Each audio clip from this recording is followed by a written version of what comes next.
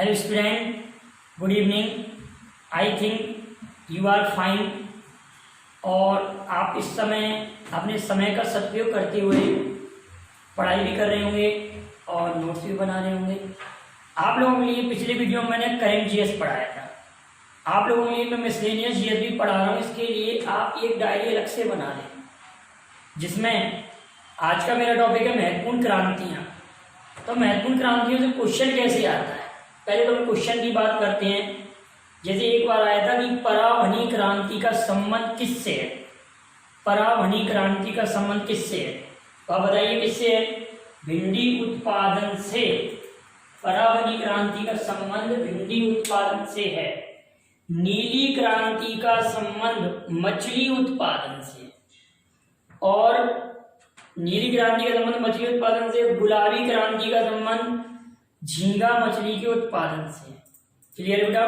तो इस तरह से क्वेश्चन आता है, और कुछ मैंने मार्क भी लिखे हैं कि किस मार्क का प्रयोग किसके लिए होता है, कुछ मात्रक भी लिखे हैं, ठीक है ना। तो हम ये समझते हैं महत्वपूर्ण क्रांतियां लिखा हुआ है टॉपिक। क्या लिखा हुआ है, महत्वपूर्ण क्रांतियां। गुलाबी क्रांति, गुलाबी क्रांति का संबंध झींगा मछली उत्पादन। गुलाबी क्रांति का संबंध, एक मछली का टाइप होता है झींगा मछली, तो गुलाबी याद रखना, झींगा मछली के उत्पादन से। और नीली क्रांति केवल मछली उत्पादन, केवल मछली उत्पादन। अच्छा, अब अगर आप लोगों से ये कहा जाए कि पिसी कल्चर का संबंध किससे है, तो मछली पालन को हम पिसी कल्चर कहते हैं। वर्मी कल्चर केंचुए का पालन पोषण करना। वर्मी कल्चर किसका, केंचुए का पालन पोषण करना वर्मी कल्चर होता है। और यहाँ पर ये क्या, नीली क्रांति मछली उत्पादन संबंधित है, और गुलाबी क्रांति झींगा मछली। भूरी क्रांति आप कहेंगे, भूरी क्रांति का संबंध तो आप कहेंगे उर्वरक उत्पादन से संबंध है। किससे, उर्वरक उत्पादन से है भूरी क्रांति। उर्वरक, फर्टिलाइजेशन, ठीक है, फर्टिलाइजर उत्पादन से संबंधित है, या खाद्य प्रसंस्करण भी कहते हैं इसको हम। रजत क्रांति अंडा उत्पादन, एग उत्पादन से संबंधित है, अंडा उत्पादन रजत क्रांति। स्वर्ण क्रांति फलों के उत्पादन से संबंधित है। स्वर्ण क्रांति का संबंध किससे बताओ, फल उत्पादन से संबंधित है, फल उत्पादन से संबंधित है स्वर्ण क्रांति। लाल क्रांति टमाटर उत्पादन या मांस उत्पादन, दो बार आ चुकी है ये, टमाटर उत्पादन से भी संबंधित है और मांस उत्पादन से भी संबंधित है। दो आंसर में से कोई एक आंसर आएगा पेपर में। गोल क्रांति और मूंग क्रांति। गोल क्रांति आलू उत्पादन से संबंधित है। गोल क्रांति का संबंध बेटा किससे है, आलू उत्पादन से संबंधित है गोल क्रांति। गोल। मूंग क्रांति मोटे अनाज के उत्पादन से संबंधित है, मोटे अनाज के उत्पादन से संबंधित है। व्हाइट गोल्ड क्रांति कपास उत्पादन से संबंधित है। व्हाइट गोल्ड क्रांति किससे, कपास उत्पादन से संबंधित है व्हाइट गोल्ड क्रांति। व्हाइट गोल्ड क्रांति का संबंध किससे है, कपास उत्पादन से। यहां तक की क्रांति एक बार रिवाइज करते हैं। लाल क्रांति टमाटर मांस, गोल क्रांति आलू, मूंग क्रांति मोटा अनाज, व्हाइट गोल्ड क्रांति कपास। काली क्रांति पेट्रोलियम पदार्थ के उत्पादन से, पेट्रोलियम पदार्थों के उत्पादन से। ग्रीन गोल्ड क्रांति चाय उत्पादन से। ग्रीन गोल्ड क्रांति किससे, चाय उत्पादन से संबंधित है। और अभी आप लोगों ने सुना होगा विश्व चाय दिवस, अंतर्राष्ट्रीय चाय दिवस 21 मई को मनाया जाता है। आतंकवाद विरोधी दिवस भी 21 मई को मनाया जाता है। और चाय आप लोगों को ये भी मालूम होगा, दार्जिलिंग की चाय पहला उत्पाद था जिसको जीआई टैग मिला था। दार्जिलिंग की चाय पहला उत्पाद था जिसको जीआई टैग मिला था। ग्रीन गोल्ड क्रांति चाय उत्पादन से संबंधित है, चाय उत्पादन। एनएच क्रांति, एनएच क्रांति आप कहेंगे स्वर्णिम चतुर्भुज परियोजना से है। स्वर्णिम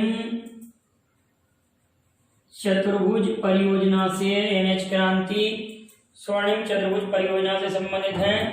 NH क्रांति, श्वेत क्रांति, इसको हम ऑपरेशन फ्लड भी कहते हैं।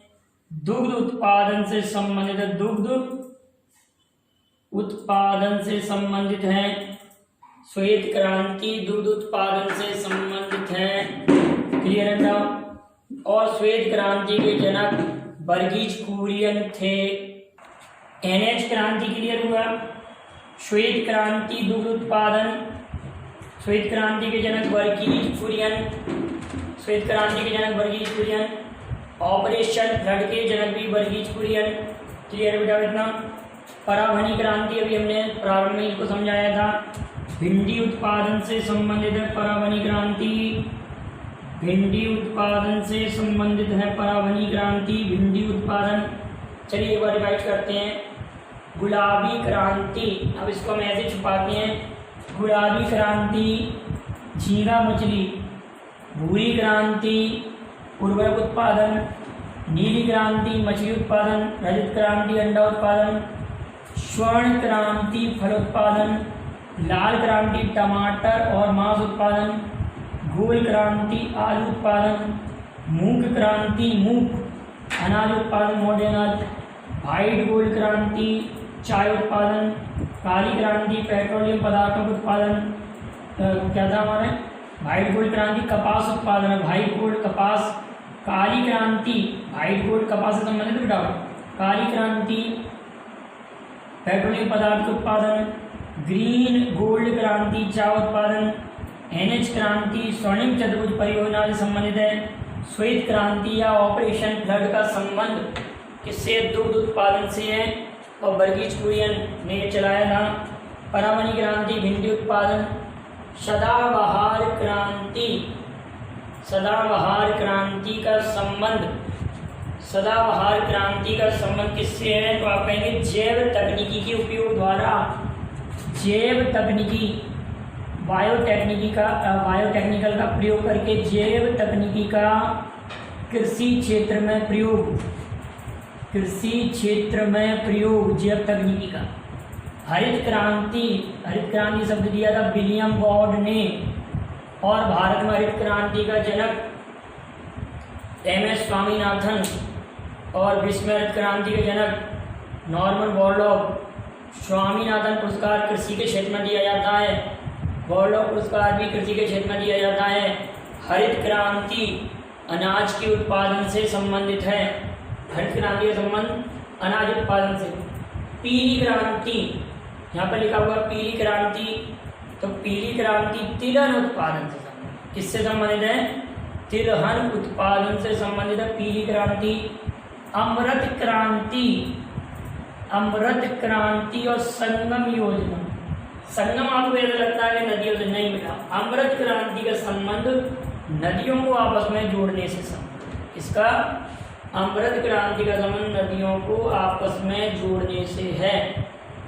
और संगम योजना का संबंध है विकलांगों के पुनर्वास से, विकलांगों के पुनर्वास से। इसमें मैंने प्रोजेक्ट एरो भी लिखा है। चलिए अच्छी बात है, मैंने उसका नहीं लिखा प्रोजेक्ट एरो। आप लोगों को ये पता होगा कि जब आप डाक विभाग पर जाते तो ऐसे चिन्ह लगा होता है वहाँ पर, तो ये है प्रोजेक्ट एरो।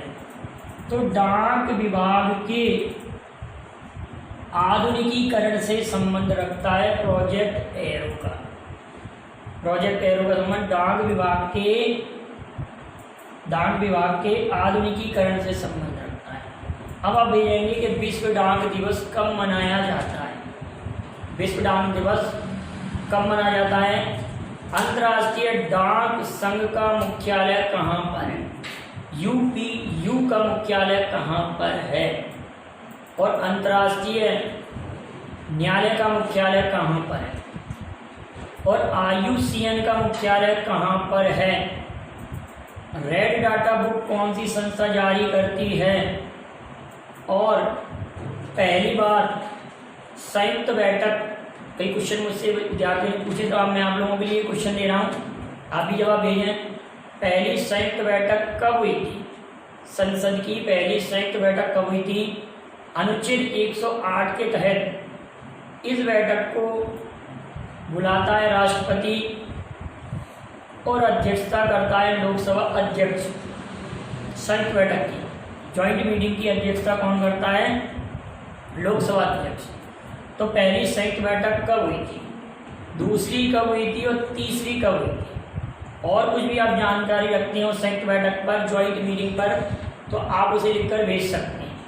आर्टिकल 108 में है। और संयुक्त बैठक पहले कब हुई थी?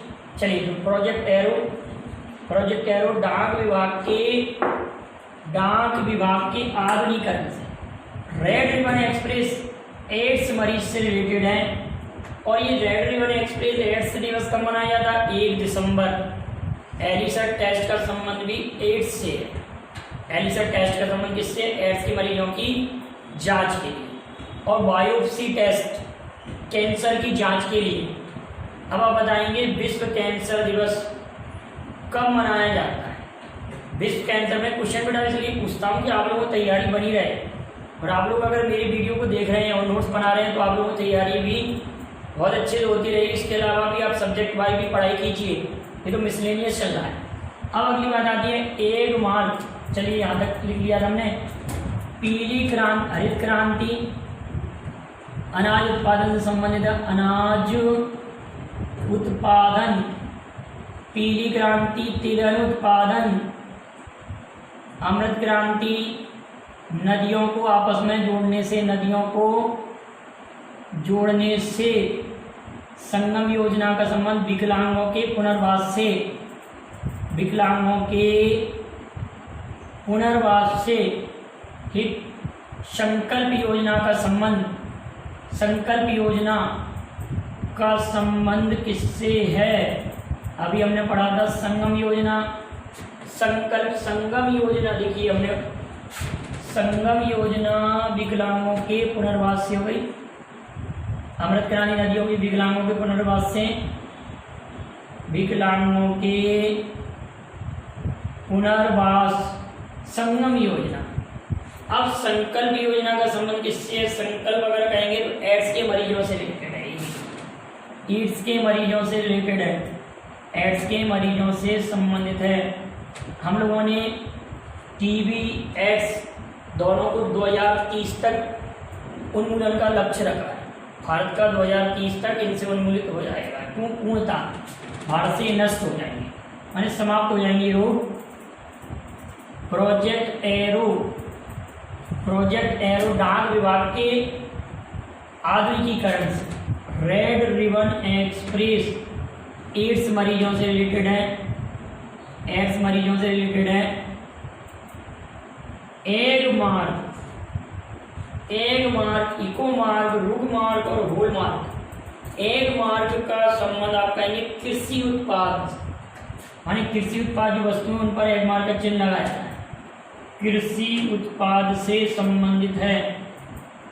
इको मार्क पर्यावरण मित्र वस्तुओं पर लगा होता है, पर्यावरण के लिए जो उचित वस्तुएं, पर्यावरण के लिए उचित वस्तुएं उन पर लगा रहता है, ये इको मार्क। रुग्ण मार्क ऐसी वस्तुओं पर लगा होता है जिनके निर्माण में बाल मजदूरी का प्रयोग नहीं हुआ, मतलब कालीन उत्पादन में बाल श्रम का प्रयोग नहीं हुआ, कालीन उत्पादन में बाल श्रम का प्रयोग नहीं हुआ। हॉलमार्क स्वर्ण आभूषण पर, स्वर्ण आभूषण। अब आप लोग भूलते हैं अक्सर, देखो इको शब्द का अर्थ है पर्यावरण, एग मतलब अंडा, कृषि से याद कर लेना, एग मार्क। हॉलमार्क सभी लोग जानते हैं, स्वर्ण आभूषणों पर लगा होता है। यहाँ मैंने लिखा टंच कैरेट, कैरेट में सोने की शुद्धता मापते हैं, कैरेट में सोने की शुद्धता मापते हैं। टंच में चांदी की शुद्धता मापते हैं, चांदी की शुद्धता, और यहाँ पर कैरेट में सोने की शुद्धता। डायोप्टर में लेंस की आवर्धन क्षमता, लेंस की आवर्धन क्षमता मापते हैं। और डॉप्सर में ओजोन परत की मोटाई, ओजोन परत मोटाई 1000 नैनोमीटर। इतनी बातें क्लियर हुई आप लोगों को। तो आप इसका बेहतरीन नोट्स बनाएं और आप इस वीडियो को देखते रहिए और दोस्तों के बीच इसको शेयर भी कीजिए और आप क्रमबद्ध तरीके से नोट्स बनाएं, चैनल सब्सक्राइब करें। और हम लोगों ने आप लोगों के लिए एक ऐप पर क्लास भी स्टार्ट कर दिया, दिव्य दृष्टि IAS ऐप पर। तो आप उसको ज्वाइन करना चाहें तो उसको ज्वाइन कर सकते हैं। उसमें मैथमेटिक्स पढ़ाऊँगा। Thank you very much. जय हिंद, जय भारत।